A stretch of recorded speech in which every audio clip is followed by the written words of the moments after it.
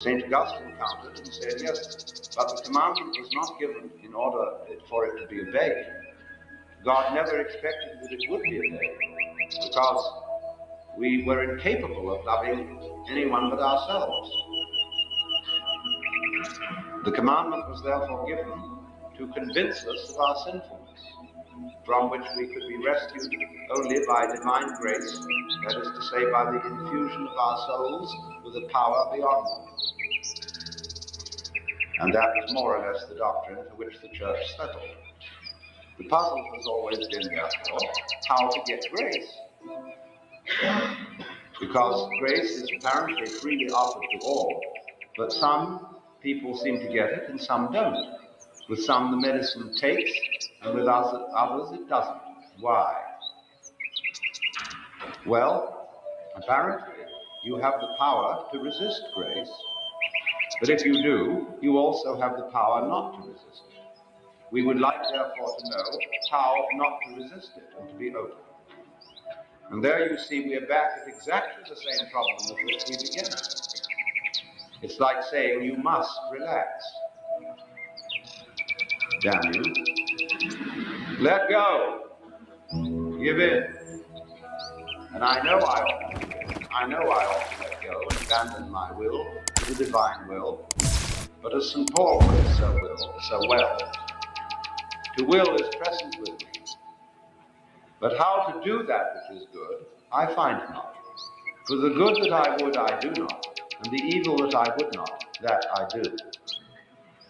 In other words, we all come down to a basis in ourselves, which we will call, first of all, since we are in a Jewish temple, the Yetzer Hara, or the wayward spirit which God is supposed to have put into the soul of Adam, or in my translation, our element of irreducible rascality, where we are all basically scamps.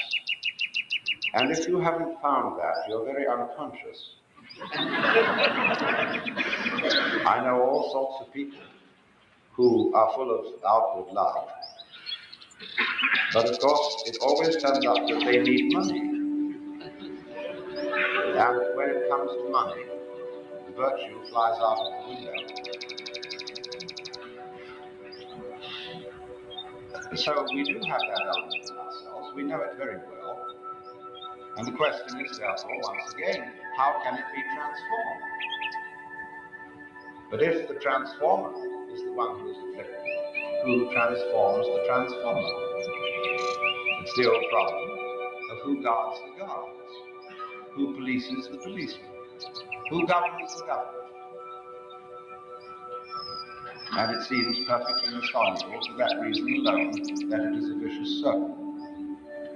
There's a great deal of talk about two selves, the lower self or ego, the higher self called the spirit or the Atman, and the duty of the Atman seems to be to transform the wretched little ego.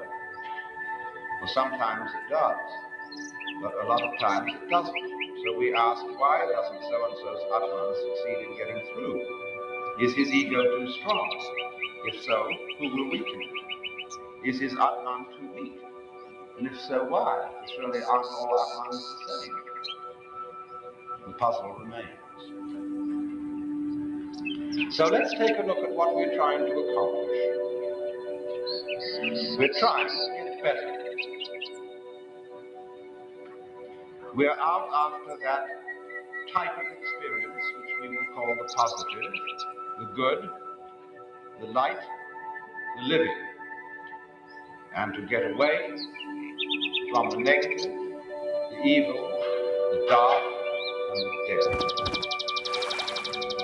Unfortunately, however, human experience, human consciousness, knows by contrast. We are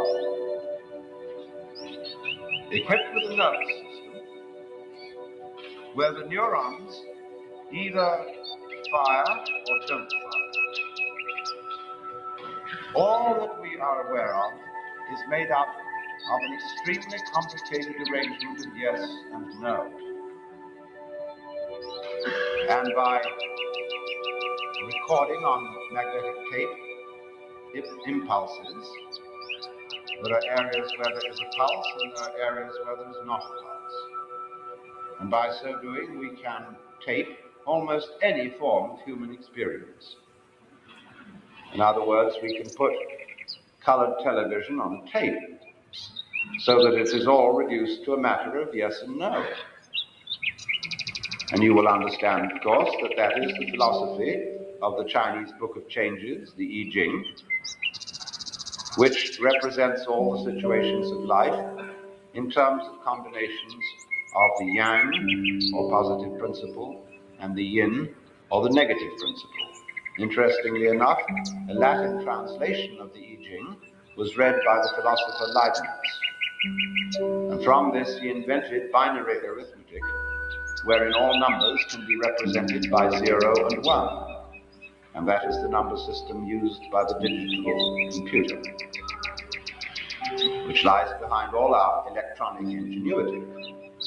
This great extension of the nervous system, which is based on the same principle. But you see what we are trying to do. We are trying to have yang without yin. We are trying to arrange a life game in which there is winning without losing. Now, how can you arrange such a state of affairs? A game in which everybody wins would end up, as W.S. Gilbert put it, when everybody's somebody, then no one's anybody. If we're all equally happy, it is impossible to know that we are happy, because a certain flatness comes over everything. If we lifted up all valleys and lowered all mountains, we should have the sort of thing they're attempting to do with bulldozers in the Hollywood Hills, to the destruction of the ecology, in ghastly fulfillment of the biblical prophecy that every valley should be exalted, and every mountain laid low, and the rough places made plain. And I'm sorry to say it was Isaiah to whom this temple is dedicated, who made that remark. But the same Isaiah also said something that at least Christians do not often quote, which is this following sentence: I am the Lord, and there is none else. I form the light and create the darkness. I make peace and I create evil. I, the Lord, do all these things.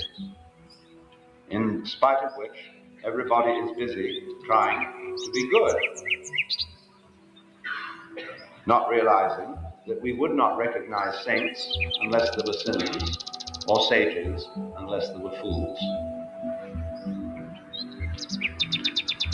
And there is no way out of that dilemma. That is why Buddhism represents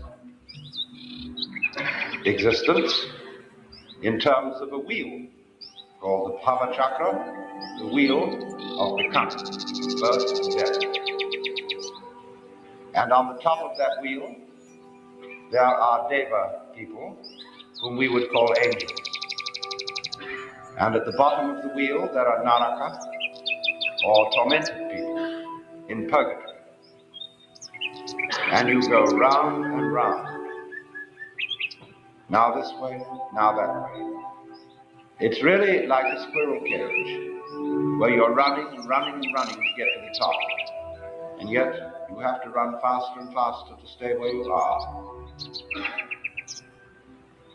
And that's why there is always the sense of the more you succeed in any scale of either worldly or spiritual progress, the more you have the haunting feeling that you're still in the same place.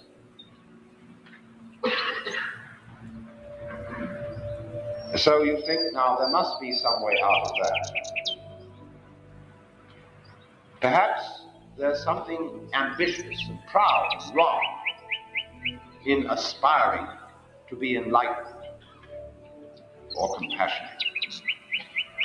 Perhaps there's a great dose of spiritual pride in that I, by my efforts, could make myself into a Buddha or a saint. And therefore, perhaps the thing to do is to try to eliminate all desire. Not only the desire for worldly success, but likewise the desire for spiritual success. For the Buddha proposed that desire was the root of suffering, and therefore suggested to his hearers that if they eliminated desire or clinging, they might cease from suffering. But you must realize that the so-called teachings of the Buddha are not doctrines in the sense that the Jews and the Christians and the Muslims have doctrines. They are proposals. They are the opening steps in a dialogue. And if you go away and try not to desire in any way, you will very quickly discover that you are desiring not to desire.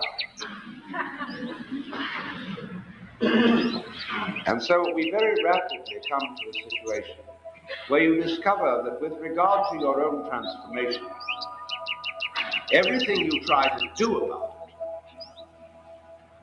it doesn't work.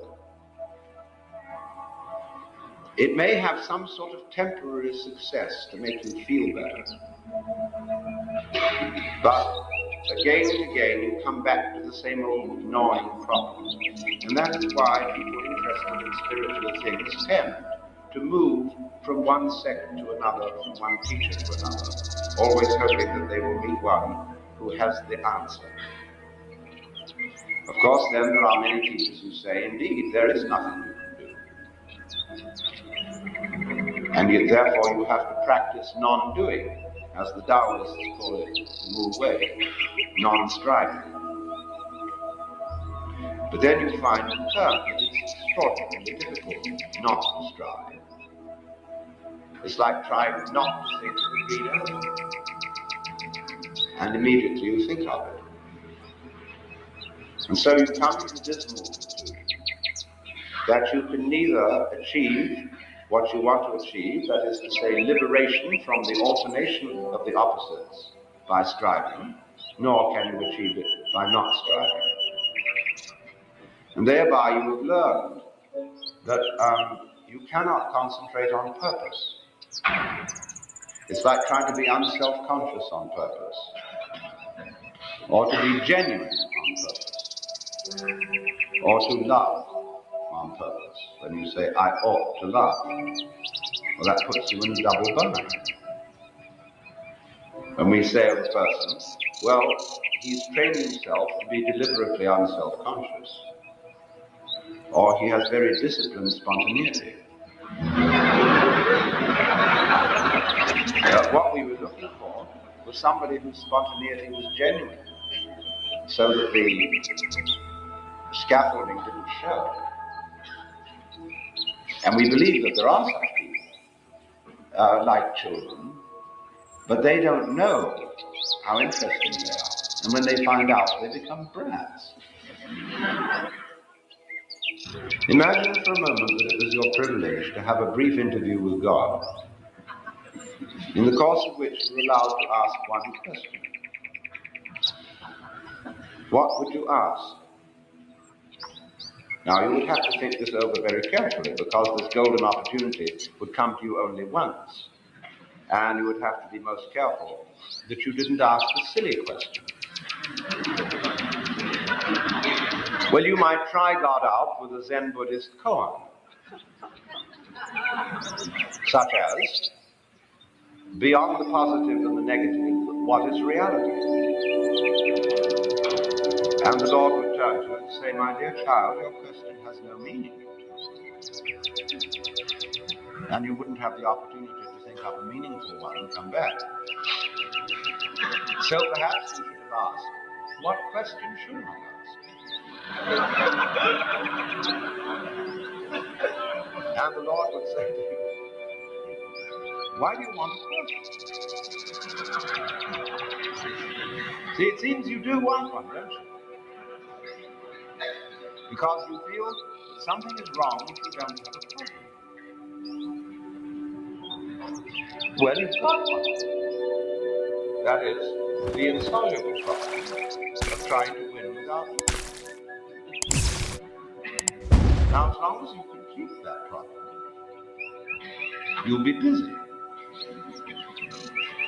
Only, however, until you see that it can't be solved. But there are all sorts of ways of presenting that problem in such a way that you cannot see that it's meaningless. And the better gurus are very clever at bringing these ways out.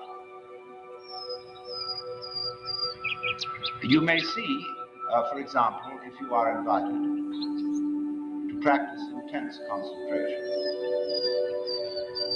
that after a while you find yourself thinking about concentrating, and therefore that your concentration is somewhat divided.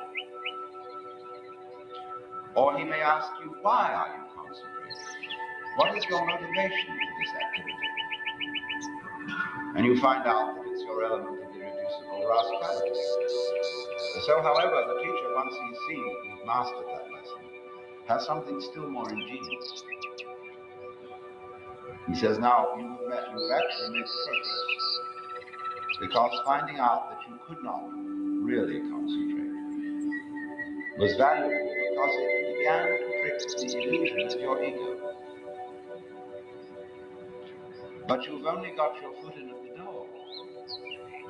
Beyond this are many, many higher things to be learned, and you must redouble your efforts. And so, of course, you apply yourself all the more, again and again, on all sorts of tricks that these old gentlemen can come out with. And you will keep at it just as long as he can make you fall for it. But in the end, you see that it was all tricks. As the great Zen master Rinzai said, well, after all, there was nothing much in Obaku's Buddhism. And he went on to explain to his students that the art of Zen, or teaching Zen, is like deceiving a child with an empty fist. You know how you can intrigue a child by pretending you've got something very precious in your fist. And you can play a game for an hour, provoking the child to ever greater enthusiasm to find out what you've got. And in the end, the revelation is that there was nothing there. So many people say, in the course of their Zen training, I realized there was nothing to realize. It was all there from the beginning. Because you see, standing opposite to the realization that you can't do anything about it, and equivalently that you can't do nothing about it, comes, of course, the awakening that the reason for that is there is no you separate from you. In other words, when you try to control your thoughts or control your feelings, there is no difference between the thoughts and the controller. Because what you call the thinker is simply your thought of yourself. The thinker is a thought among thoughts, and the feeler is a feeling among feelings. And trying to control thoughts with thoughts is like trying to bite your own teeth. So you found that out. But then the other side of the picture is, of course, that if you do find that out, you discover that the project of controlling yourself was unnecessary, because you were yourself a Buddha from the very beginning. That's what the Upanishads mean when they say quite simply, Tattvamasi. You're it. You, as you are. Now, how can you conceive that? Supposing you let your imagination go and really think through what you would like to have. Imagine the most gorgeous state of bliss that you can conceive. where there are no worries, no anxiety, no haunting future with unpleasant consequences. You're in control of the whole world, and you're sitting on your lotus, perfectly content. And I ask you seriously, is that really what you want? You're quite sure that's what you want? Imagine now, let's get this situation straight. You've got everything you want. You're in the highest possible spiritual state that you can conceive. And yet, I haven't really surrendered myself. Because I know it all. Something I don't know.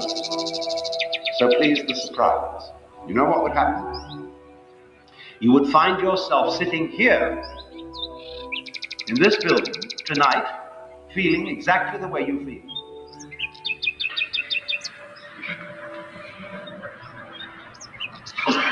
There's your answer. Because after all, don't you have it all? Look, you have the feeling of yourself.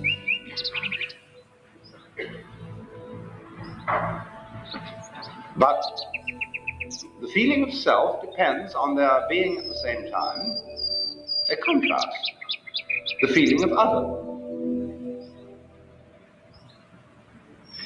The self has a certain sensation of being in control of life to some extent through voluntary action.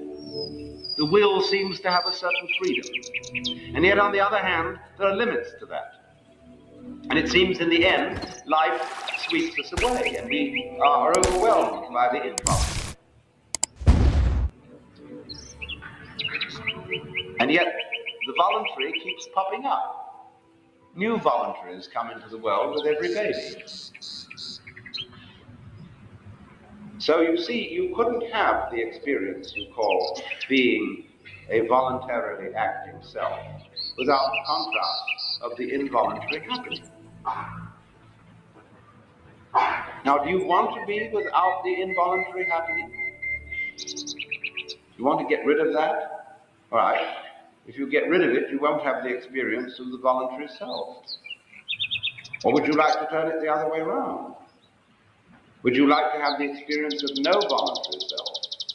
And on the other hand, everything just happens. Well, then you say, well, I'm not sure about that. Because then I would feel at first that I was floating. See, that I had no further responsibilities. That I was just walking on air. And we do get that feeling sometimes. If you take the ideas of determinism and fatalism to their final conclusion, you do have that sense of freedom from all responsibility. Freedom from worry and care. And you float along for a while, but it wears off. You don't somehow seem to be able to follow out that philosophy consistently. Especially if you have children. And somehow society begins to push on you to be responsible, as it pushes on children to be responsible. And so this nagging duality keeps coming back. That I cannot realize the nice irresponsible condition of involuntary behavior unless I have the contrast of the possibility of the voluntary, and vice versa. Now what does that mean?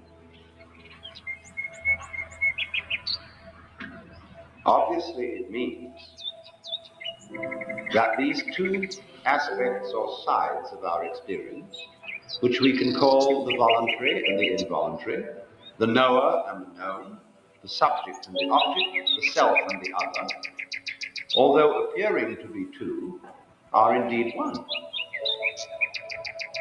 Because you can't have one without the other. And when that state of affairs arises, you know at once that there's a conspiracy.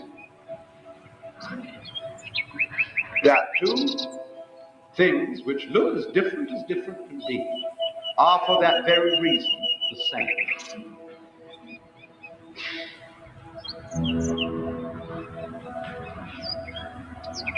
Now, you can detect even under those actions of yours, which you call voluntary, the voluntary movement of the muscles or of the mind, that there are processes which are not voluntary.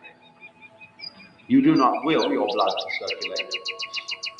You do not control by intention the synapses in your nervous system, and yet you would be incapable of any voluntary action unless those involuntary processes were going on. So you see these two things go together. And you begin to realize something which is rather difficult to describe, that what you call your experience is a due happening. We don't have good words for this. We have some words which have this sort of sense, like the word cleave, which means to stick together or to hold together, and also to split. And the word sacer in Latin means holy and accursed. And so I would like to propose we all should find some word for a due happening, because it's all a due happening. That's what Buddhists mean when they talk about karma. The word karma means action. And when something happens to you, be it good or bad, they say it is your karma. That means quite simply it is your doing. But you say, I didn't mean to do that. No. One school of thought will explain it by saying, but you see, you did something in a former life or at a former time, which now has this consequence. But that's a very superficial understanding of karma. You don't need to believe in reincarnation to understand karma. Karma is simply that you don't let your left hand know what your right hand is doing. That with one aspect, you are doing what you call the environment, and with the other aspect, you are doing what you call the organism, the me, this living body. But as you cannot conceive possibly the existence of a living body with no environment, that is the clue that the two are basically one. Like the two poles of a magnet, north is quite different from south, and yet it's all one magnet. So in precisely the same way, you are both what you do and what happens to you. So that you have a game in which you play that what happens to you, that you're not responsible for. That's not you, see? You're only responsible for this side of it. And then you can compete with the other side. What it's like is this. Get two knitting threads, one in each hand, and have a fencing match with yourself. And really, sincerely, try to stick the other hand. But that other hand must really sincerely be trying to stick the first one and also to defend itself. It's like playing chess with yourself. You see? Now, it won't work. You'll come to a sort of standstill unless you decide for your right hand that that's the one that's really going to win. Well, then you've broken the rule of the game, you see? Well, that's what we do. That's what is called by both the Hindus and the Buddhists avidya, ignorance, which really better means ignorance. So what it comes down to, you see, is basically this, just in the same way that the authority of the Guru is your authority. You did it. So the place where you are in life is where you put yourself.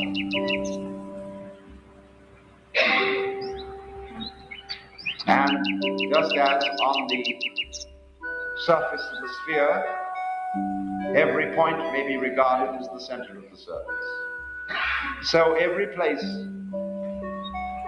may be regarded as the true place. And everyone's in his